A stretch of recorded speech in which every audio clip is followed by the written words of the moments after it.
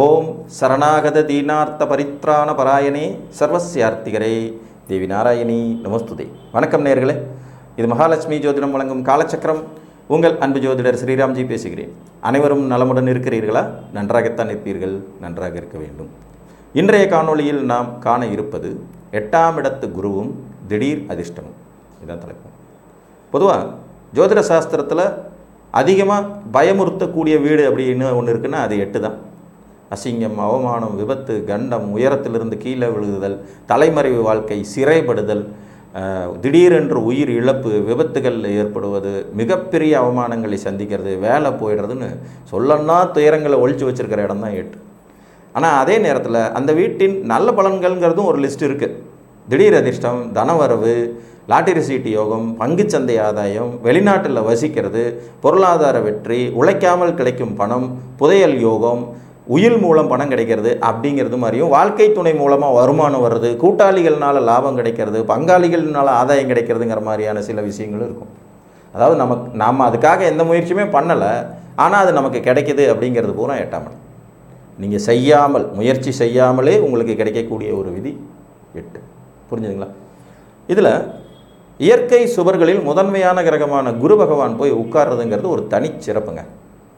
என்னடா லக்னத்துக்கு 8ல் போய் குரு மறைஞ்சா கஷ்டமானு கேட்டிங்கன்னா அதுதான் இல்லை. குரு பகவானுக்கு மட்டும் அந்த தோஷம் பெருசாக வேலை செய்யாது. இதுலேயும் ஒரு சூட்சுமம் என்னென்னா, குரு 8ஆம் இடத்துல இருந்தார்னா உங்கள் லக்னமே ஒரு சுபகர்த்தாரி யோகத்துக்குள்ளே ஆளாகும். குருவின் பார்வை வெகு சிறப்பானது. குருவின் பார்வை எப்போவுமே சிறப்பானது தான்.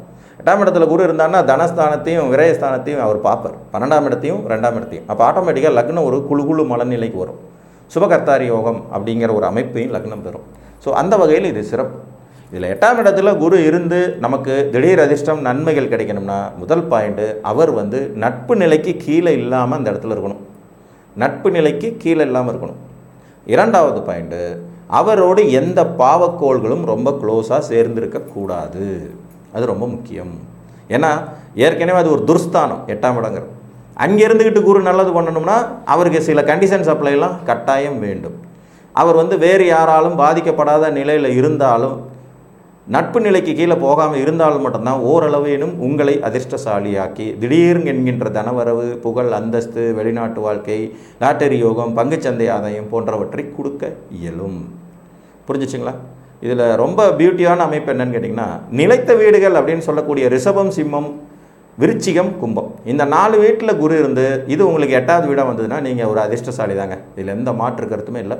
உங்களுக்கு திடீர் தனவரவு, புகழுக்கு கட்டாயம் வாய்ப்பு உண்டு. சரி, இது மேச லக்னக்காரங்களுக்கு விருச்சிகத்தில் குரு 8ஆம் இடத்துல வருவார். மகர லக்னக்காரங்களுக்கு சிம்மத்தில் குரு 8ஆம் இடத்துல வருவார். சிம்மத்தில் வரும்போது அந்த அமைப்பு ஏற்படும். கடக லக்னக்காரங்களுக்கு கும்பத்தில் குரு 8ஆம் இடத்துக்கு வருவார். சரிங்களா? துலா லக்னக்காரங்களுக்கு ரிஷபத்தில் குரு 8ஆம் இடத்துல வருவார். இதுலேயும் பாருங்கள், அந்த சரலக்னத்தில் பிறந்தவர்களுக்கு 8ஆம் இடத்துல குரு உட்காரும்போது அந்த அதிர்ஷ்டங்கிறது அதிக வாய்ப்பு. ஏன் சரலக்கணங்கள் சிறந்தவை? ஒரு கிரகம் கெட்டு போகிற வீட்டுக்கு போகும்போது கூட இவங்களுக்கு மட்டும் நல்லது பண்ணும். அந்த அமைப்பு தான் 8ஆம் இடத்துல உட்காந்து அதிக நன்மைகளை குரு தர்றதுக்கு நீங்கள் சரலக்கணத்தில் பிறந்திருக்கிறதும் ஒரு வாய்ப்பாக இருக்கும். இந்த இடத்துல அவர் அமரும்போது ஆட்டோமேட்டிக்காக பவர் ஆகும். இப்போ ஒரு தனுசு லக்ன ஜாதகர்களுக்கு 8ஆம் இடத்துல குரு இருக்கும்போது அவர் ஆட்டோமேட்டிக்காக லக்னாதிபதியை உச்ச வலிமை அடைஞ்சிருவார். ஸோ கண்டிப்பாக சிறப்பு. ஒரு ரிஷப லக்ன ஜாதகத்திற்கு குரு 8ஆம் இடத்துல அமரும்போது ஆட்டோமேட்டிக்காக அங்கே ஆட்சி வலிமை அடைஞ்சிருவார். இதுவும் சிறப்பு. ஆனால் அதுவே மிதுன லக்ன ஜாதகத்துக்கு 8ஆம் இடத்துக்கு போய் பாருங்கள், நீச்சம், பவர் இல்லை. அப்போ இந்த திடீர் அதிர்ஷ்டம், தனவரவு, பங்குச்சந்தை ஆதாயம், உழைக்காமல் பணம் வர்றது வாய்ப்பு ரொம்ப கம்மி. ஒருவேளை 8ஆம் இடத்துல குரு இருந்து அவரை டிஸ்டர்ப் பண்ணாத வகையில் செவ்வாயோ சனியோ ரொம்ப தள்ளிய டிகிரியில் அந்த வீட்டுக்கு வலுவை கொடுத்தாங்கன்னா பாசிபிள்ஸ். புரியுதுங்களா? குரு 8ல் இருக்கார், மிதுன லக்னம், நீச்சம். செவ்வாயும் குருவும் இருக்காங்க. செவ்வாய் அங்கே உச்சங்கிறதுனால இந்த இடத்துக்கு குருவுக்கு நீச்ச பங்கம் கிடைக்கும். பட் செவ்வாய் குருவோட 5 டிகிரிக்குள்ளே இணையாமல் தள்ளி இருக்கணும். அப்படி இருந்தால் பாசிபிள். அதே மாதிரி சனி இணையாமல் தள்ளி இருந்தால் பாசிபிள். கடகலக்கண ஜாதகத்துக்கு நான் முதலே சொல்லிட்டேன், கும்பத்தில் இருக்கும்போது அந்த வலு தரும். சிம்மலக்கண ஜாதகர்களுக்கு 8ஆம் இடத்துல ஆட்டோமேட்டிக்காக ஒரு ஆட்சிங்கிற வலுவை அடைஞ்சிருவார். சிறப்பு. கன்னியா லக்ன ஜாதகர்களுக்கு மேசத்தில் குரு இருக்கிறது நல்லதுங்க.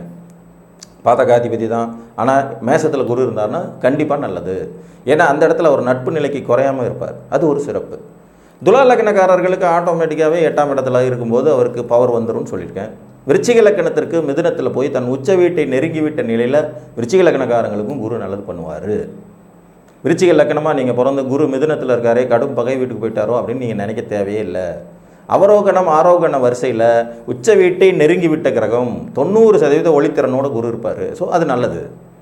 தனுர் லக்னத்துக்கு ஆல்ரெடி 8ஆம் இடத்துல அவர் உச்ச வலிமை பெற்றுடுவார். மகர லக்னத்துக்கு ஆல்ரெடி அதிநட்பு நிலையில் சிம்மத்தில் உட்காந்துருவார். கும்பலக்கணக்காரங்களுக்கு இது ஒரு மைனஸ். கும்பலக்கணக்காரங்களுக்கு 2-11 கூடிய தனாதிபதி 8ஆம் இடத்துக்கு போகும்போது கடும் பகைங்கிற நிலைமையில் உபய வீட்டில் இருப்பார். ஸோ இதில் மட்டும் ஒரு விதிவிலக்கு. மிதுனம் மாதிரியே தான் சந்திரகேந்திரம் அவருக்கு கிடைக்கணும். இல்லைன்னா அந்த வீட்டில் புதன் உச்ச வலிமை பெறணும். கும்பலக்கணமாகி குரு 8ல் இருந்து கூடவே புதன் வந்து ஒரு 5 டிகிரி விலகிய நிலையில் உச்ச வலிமை பெற்றார்னா இந்த திடீர் அதிர்ஷ்டத்துக்கான வாய்ப்புகளை ஜாதகர் பெறுவதற்கு சாத்தியக்கூறுகள் உண்டு. மீன லக்னத்துக்கு லக்னாதிபதிங்கிற முறையில் அவர் 8ஆம் இடத்தில் மறையிறது கொஞ்சம் மைனஸ் தான். ஆனால் அதே நேரத்தில் சந்திரகேந்திரம் அவர் அடைந்தாலோ சுக்கிரன் அங்கேயே வழுத்துட்டாலோ இந்த திடீர் அதிர்ஷ்டம் ஏற்படும் யோகங்கள் உண்டு.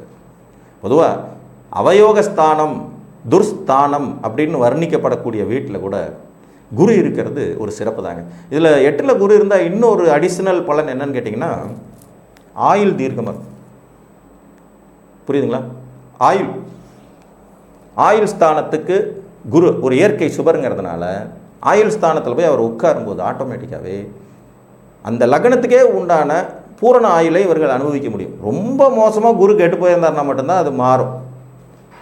ரொம்ப மோசமாக இப்போ குருவோட ராகு ரொம்ப க்ளோஸாக சேர்ந்து செவ்வாய் சேர்ந்து சனி சேர்ந்து அவர் ரொம்ப டேமேஜ் ஆன நிலைமையிலிருந்து அப்படி ஏதாவது இருந்தால் மட்டும்தான் ஆயுள் பங்கம் குற்றம்னு சொல்லலாமே ஒழிய மற்றபடி குரு 8ல் இருக்கிறதுங்கிறதே திடீர் அதிர்ஷ்டத்துக்கு ஒரு யோகம், பண வரவுக்கு ஒரு யோகம், உழைக்காமல் வர்ற செல்வாக்குக்கு ஒரு யோகம், வெளிநாட்டு வாழ்க்கைக்கு ஒரு யோகம், பங்குச்சந்தை ஆதாயத்திற்கு ஒரு யோகம், பொருள் வளர்ச்சிக்கு ஒரு யோகம், உயில் மூலம் சொத்து கிடைப்பதற்கு யோகம், புதையல் யோகம் அதிர்ஷ்டம், நிரந்தர குடியுரிமை அந்நிய தேசத்தில் பெறுவதற்கான வாய்ப்புகள், நீண்ட ஆயுள் தன்மைகள் போன்ற பலவிதமான நற்பலன்கள். அவர் அந்த இடத்துல பவராக இருக்கிறது சிறப்பு. இது சரலக்கணங்களுக்கு இயற்கையிலே கிடைக்கும்.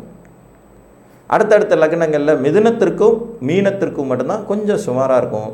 இதில் மிதுனத்துக்கு குருவுக்கு நீச்சபங்கம் ஏதாவது ஒரு வகையில் கிடச்சிருச்சுன்னா அவங்களும் அதிர்ஷ்டசாலிகள் தான். மீனத்திற்கு குருவுடன் வேறு சுவர்கள் இணைந்த நிலையில் இருக்கும்போது அதுவும் அதிர்ஷ்டம். இணைவுன்னா அந்த 5 டிகிரி தள்ளின நிலையில். எப்பயுமே ஒரு கிரகம் 5 டிகிரிக்கு மேலே இருந்துருச்சுன்னா மட்டும்தான் இந்த கிரகம் தன் இயல்பாக செயல்பட முடியும். இல்லைன்னா இவங்க 2 பேரும் கையை கோத்துக்கிட்டு இல்லை கட்டி புரண்டுக்கிட்டு ஏதாவது பஞ்சாயத்து பண்ணிவிடுவாங்க. ஸோ இந்த அமைப்பு உங்கள் ஜாதகத்தில் இருக்கிறதா என்பதை பார்த்து அறிந்து கொள்ளுங்கள் என்று கூறி மீண்டும் ஒரு காணொலியில் உங்களை வந்து சந்திக்கும் வரை உங்களிடமிருந்து அன்புடன் விடைபெற்றுக் கொள்வது உங்கள் அன்பு ஜோதிடர் ஸ்ரீராம்ஜி. நன்றி, வணக்கம்.